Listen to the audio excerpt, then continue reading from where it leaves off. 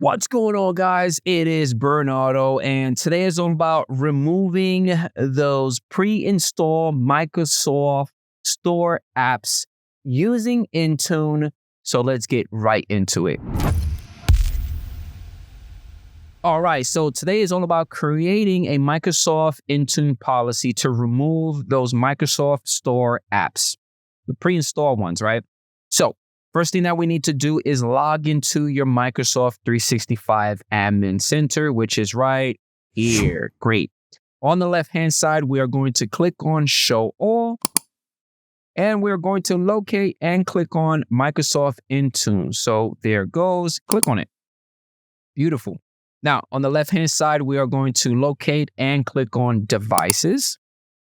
And within the Devices overview, underneath Manage Devices, we are going to click on Configuration.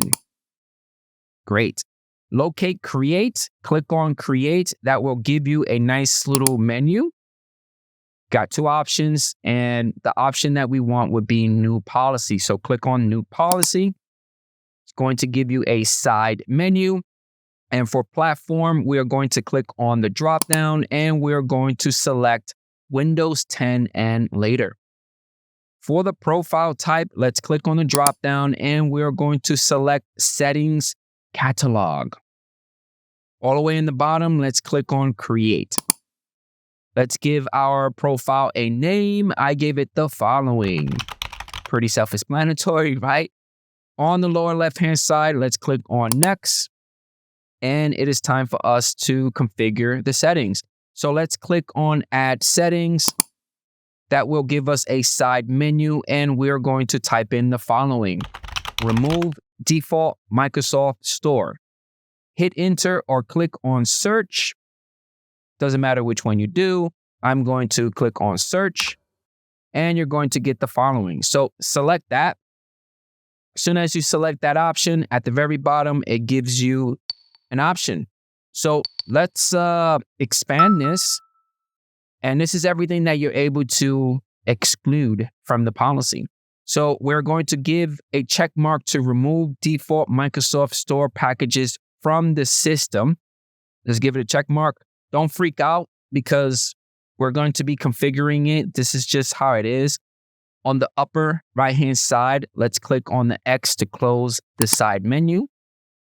And now it is time for us to configure it. So right there, by default, it is disabled. We are going to slide it to your right to enable it.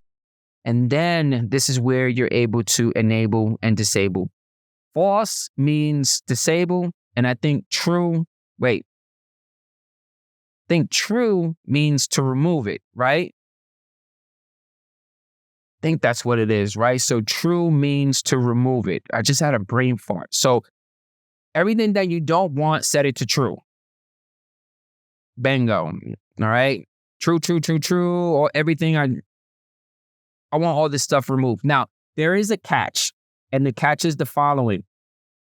This policy only works with or on Windows 11 25H2. Again, Microsoft, you need to get your stuff, on point. This policy should work for all the versions, not only for 25H2. I know you're trying to push everyone to that version. I understand that, but hey, frustrated here. You know what I'm saying? This is a good policy. This makes sense for the other versions to remove all this nonsense. Once you kind of slide everything to true, the ones that you don't want, scroll down even more. You're able to add more to the list. And if you notice, each of the apps says device. So this policy is going to tackle computers. If you're talking about GPO, it would be the computer configuration section, right? You got user level, and then you got computer level. This right here is tackling the computer level. So once you set everything the way that you want to set it, let's click on Next. For scopes, I typically don't do anything here. So on the lower left, I'm going to click on Next.